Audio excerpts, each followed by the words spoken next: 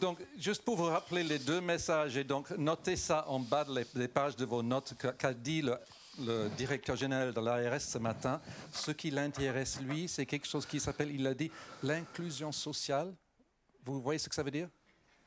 Et ensuite, le savoir expérientiel. Donc, on a eu un directeur général de l'Agence régionale de santé Île-de-France qui a utilisé ces deux mots-là. C'est la révolution. Donc, fonçons dans ces directions, c'est là où il y a l'argent. OK, est-ce que c'est clair? Je change de sujet de conversation numéro 2. Maintenant, il y en a 6, je crois, ou 7. Juste pour souligner ô combien je suis ravi d'aujourd'hui, le 4e forum de rétablissement, d'avoir vu tant de pères aidants professionnels sur scène qui maîtrisent leur discours et qui pètent la forme. Et c'est génial qu'on va dans cette direction et que les gens prennent la parole et sont payés pour. Nous avons eu aujourd'hui 3 thèmes sur l'apport du numérique. Et on a regardé ces 3 thèmes. Le premier thème, c'était quoi? L'entraide. Il faut lui faire un bisou. OK, l'entraide. L'idée que 2 personnes peuvent être ensemble, 2 personnes avec un trouble psychique peuvent être ensemble et peuvent s'aider. Je suis beaucoup moins malade que toi, quand même. et qui peuvent s'aider. Première chose vachement importante, de mettre ça en valeur et de le valoriser. Valoriser dans tous les sens du terme, monsieur le directeur général de l'ARS. Numéro 2, le mot c'est empowerment. OK, empowerment, c'est l'accès au savoir, au savoir-faire et aux moyens pour mettre en œuvre ses compétences en santé mentale, en tant que citoyen. Numéro 3, le thème, c'était quoi? Est-ce que c'est clair? Relations soignant-soigné. Et évidemment, on a eu ce truc petite bizarrerie où la dame avec le monsieur qui l'aidait à utiliser Thérapie, tout d'un coup mettait en question leur relation soignant-soigné parce que c'est lui qui aidait. Ah, c'est louche, ça change le monde, ça change le monde. D'accord? Je souhaite, quoi qu'il en soit, en cette fin de journée, qu'on essaie de mettre cela en perspective. Il y a des gens dans cette salle qui sont nés après 1990. C'est étonnant, mais c'est vrai. OK, là, il y en a une là, il y en a plein. Moi, je suis un vieux, d'accord? Je suis un vieux depuis un certain nombre d'années, il paraît, c'est selon les définitions que me donnent mes amis. Mais en premier lieu, c'est juste pour souligner que lorsque moi j'ai tapé ma thèse, c'était sur une machine à écrire qui faisait tap, tap, tap, tap, tap, tap, tap. C'est pas sur Internet, c'est sur papier, une copie. D'accord, lorsque j'ai tapé ma thèse. Lorsque j'ai fait ma première recherche, c'était dans un endroit qui s'appelle l'Australie.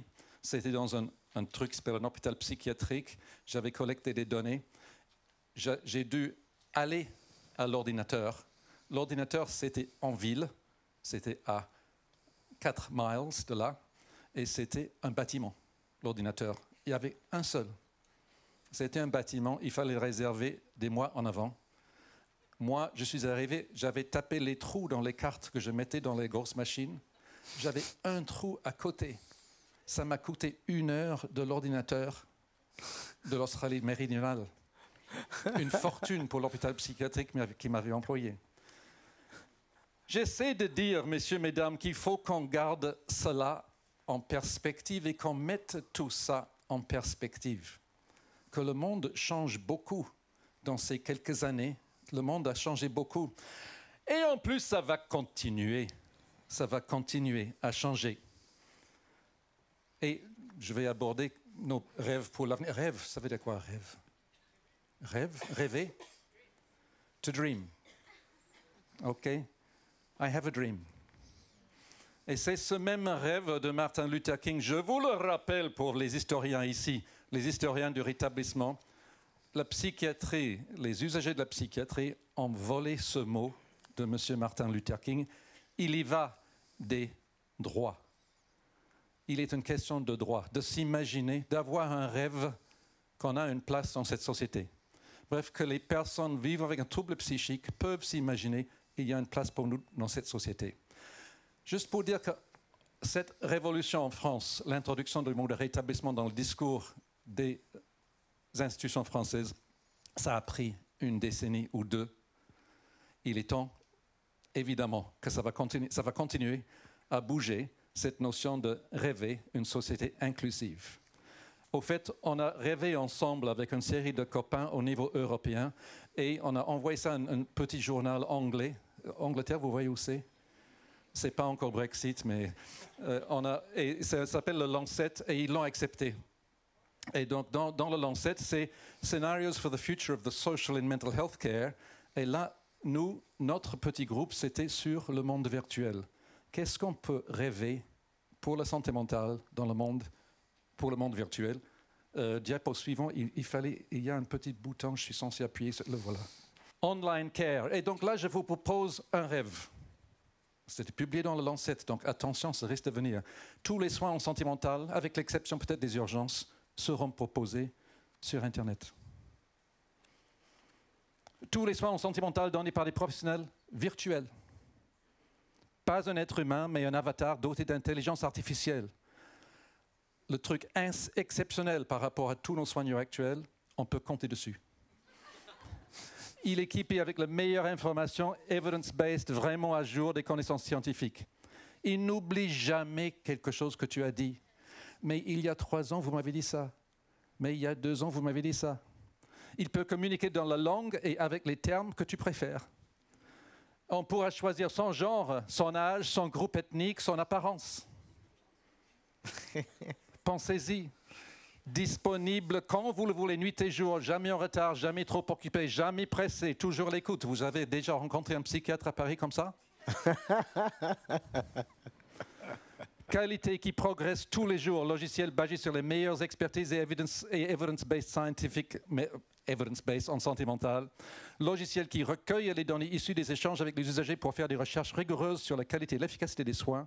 Bref, est-ce que le soin, comme mon avatar m'a proposé, était fonctionnel? Est-ce que ça marchait? Une évaluation immédiate. Le développeur des logiciels serait responsable pour le mal pratique, rémunéré sur l'utilisation du site. Et on va dans cette direction-là. Est-ce que c'est clair? Aucune limite géographique disponible partout dans le monde. Moins besoin de professionnels physiques dans les lieux isolés. Économie massive en termes de coût du personnel, Madame Buzyn. Eco-friendly, on ne se déplace plus, ça c'est pour Madame Hidalgo, on ne se déplace plus pour accéder aux soins. Un gagne-temps majeur pour les usagers. Parce que nous aussi, notre temps compte, monsieur. Des drones utilisés pour livrer les médicaments. On n'a pas besoin d'aller à la pharmacie. Ça arrive chez vous. C'est évident, n'est-ce pas? Tap, tap, je suis votre psychiatre. C'est vous qui donnez un corps à votre psychiatre, un robot, un avatar. Expérimentez des soi, des moi différents, avec des avatars psychiatres différents. Vous vous présentez avec des caractéristiques différentes à des avatars différents, des patients virtuels différents avec des professionnels virtuels différents. On est déjà en train d'aller dans cette direction. Vous avez plusieurs adresses e-mail que vous utilisez pour différentes... C'est vrai? C'est pas vrai. Bref, d'imaginer qu'on peut être des personnes différentes pour des personnes différentes, pour des interlocuteurs différents. Plus besoin de soignants humains, mais peut-être besoin de facilitateurs humains. Et on a entendu ce discours tout à la fin. Certaines personnes vont peut-être toujours vouloir un contact avec des êtres humains réels pour contrôler et valider leurs interactions avec leurs cliniciens virtuels. Des facilitateurs humains qui vous aident à naviguer dans le logiciel. Mais les soins virtuels réduiront de manière importante les besoins en termes de personnel pour les soins en psychiatrie. C'est pas vrai. D'imaginer, de rêver des avenirs. Est-ce que moi, il y a X années, je tapais sur mon ordinateur, sur ma machine à écrire. Je prenais la voiture pour aller en ville, pour aller à l'ordinateur. Je tapais des trous dans des cartons, en carton, non pas en plastique même, en carton, pour donner des instructions à l'ordinateur pour ce qu'il fallait faire. Ça va être comment maintenant dans 10 ans? Ce que nous avons entendu aujourd'hui, c'est comment c'est aujourd'hui. Ça va être comment en 10 ans? Imaginons cet avenir. J'arrive à la fin de mon discours pour dire ne pas sous-estimer la valeur de ce que les gens qui ont organisé aujourd'hui ont fait. Donc, ça s'appelle les remerciements. Premièrement, je souhaitais remercier les orateurs, les gens qui sont montés sur scène, qui ont préparé leur truc. Le comité d'organisation a mis des mois à organiser tout ça. Et c'était un mois riche d'événements. Le résultat a été splendide. Donc, maintenant, c'est à vous de travailler. Les applaudissements, s'il vous plaît.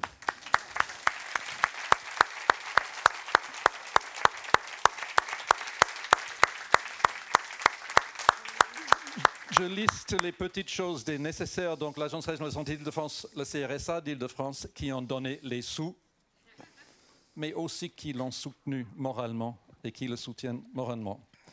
L'association Entraide Vivre, l'association René Capitan, le laboratoire de recherche du GHU, Mediapsy Vidéo et l'ensemble du comité d'organisation. Au boulot. Applaudissements. Je voudrais tout particulièrement pour cette journée qui était caractérisée par la présence de tant de personnes concernées directement par les troubles psychiques, remercier Catherine Maillot et Philippe Maugiron. Debout, s'il vous plaît. Yes. Venez sur scène, venez sur scène. Donc, je voudrais aussi remercier 3 personnes qui sont vraiment tuées tous les jours. Donc, Pascal Gibon, Nicolas François et Pascal Cacot.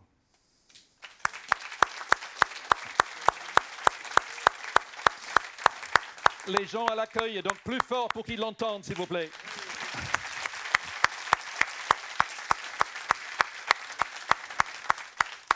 La Cité de Sciences et de l'Industrie et les gens là-bas qui ont bossé toute la journée pour nous et si efficacement.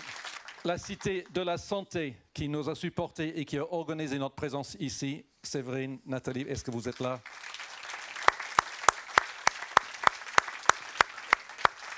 Et puis, juste, il fallait évidemment remercier quelqu'un qui a bossé toute la journée au fait, mais il y a un truc que vous ne savez pas, c'est un avatar. Vous ne saviez pas? Nous sommes plusieurs. Et nous consultons plusieurs psychiatres. Donc, Yves Noël, merci.